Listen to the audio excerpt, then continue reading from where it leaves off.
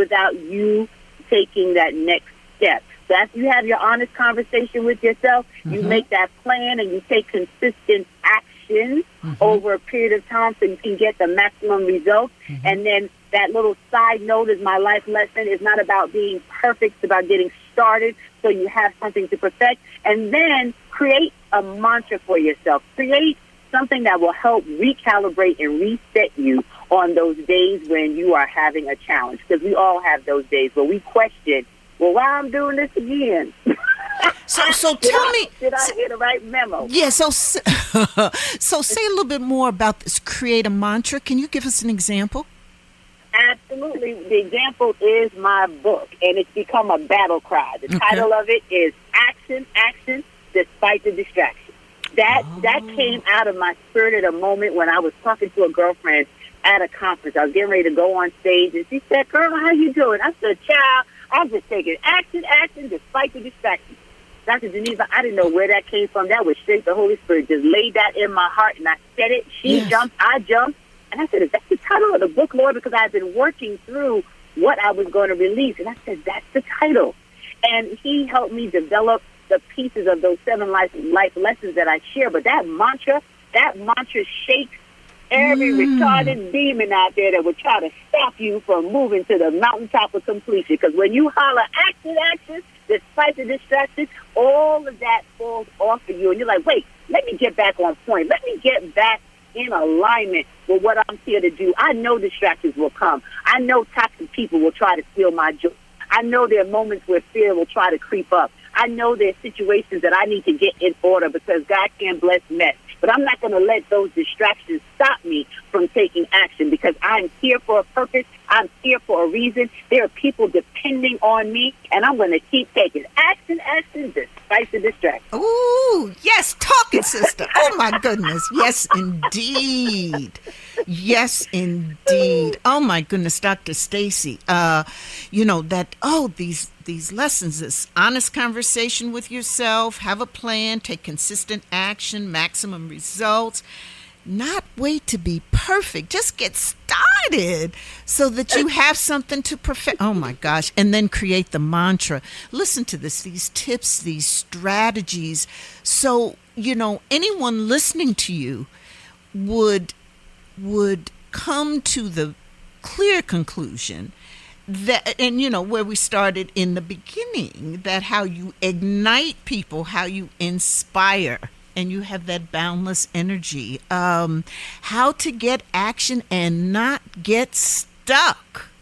Oh my goodness. So Dr. Stacie, if you were to be able to wave your magic wand, if you had a magic wand and you could wave it, okay, and you'd be able to influence young leaders, okay, by waving your magic wand, what would you have that magic wand do? Oh, wow.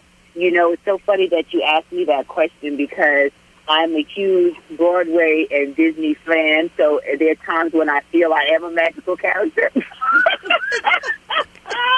And I'm secretly playing with my magic wand. But if I had that magic wand, I would want to sprinkle over everyone this ability to inhale power in moving from the valley of procrastination to the mountaintop of completion, not waiting for anybody else's approval, but for them to realize the innate gifts and talent that God has already placed inside of them, that when they release it to the world, that becomes their superpower. And we start to spread light, love, and value exponentially throughout the world. Honey, give you a magic wand. I want it, and I want to be in the room when you be sprinkling that dust. So, Dr. Stacie, we're winding down in our conversation, but I want to ask you. So, talk a little bit with me about legacy, and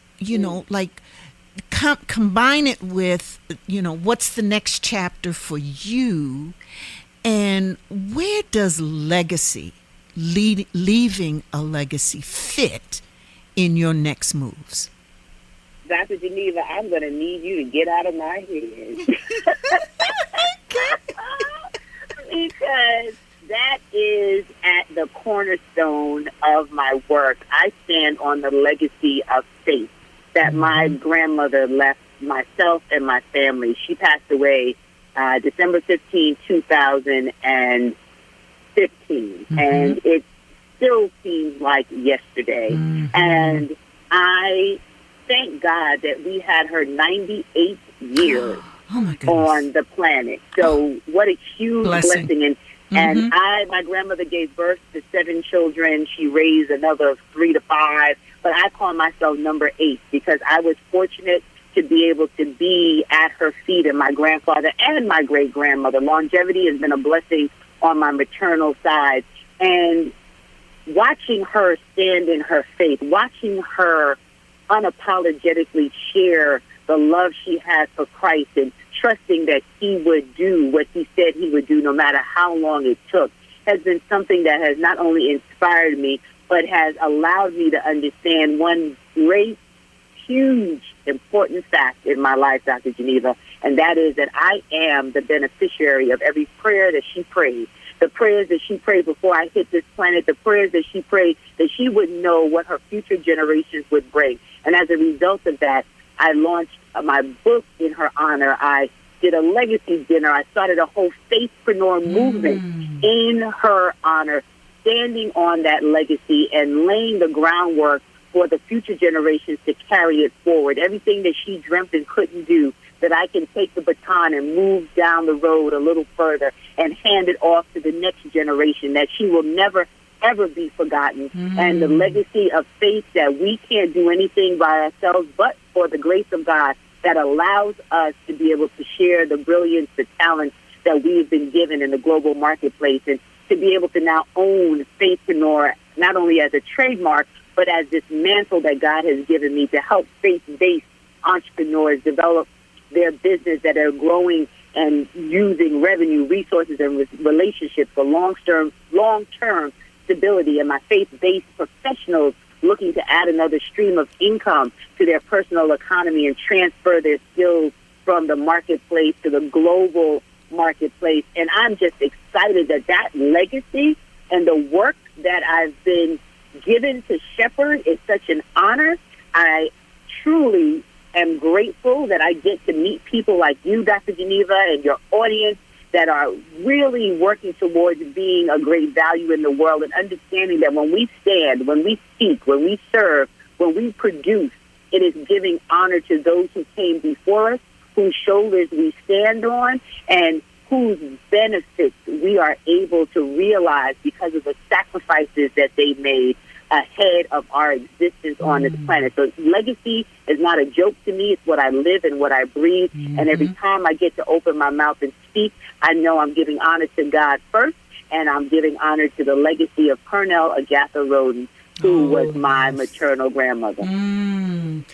Dr. Stacie, leading, teaching, and inspiring. Yeah, girl, you got it all. So for those who want to get in touch with you, who want to hear more, who want to, get some of that sprinkle dust, how can someone get in touch with you? Well, I thank you for that opportunity, and I truly, once again, am honored that we've had this conversation, and I look forward to supporting what you're doing in the world, and we can collaborate on some great things because I just love what you stand for and how you stand for those who need a voice. And if people want to continue to connect with me, they can actually get the first chapter of my book for free for being a listener here on this broadcast. And you can go to actionbook.com. That's actionbook.com. And there you can download it. You can figure out, well, is this something that I would like to read, or was this help me in any way? You can test it out. Everybody likes to take a test. So Ignite Your Impact, you can go on and test it out at actionbook.com, download the first chapter, and then decide if this is of value and benefit to you. And then you can follow my Faithpreneur movement for those who say, wait, what'd she say? What's that thing? Faithpreneur.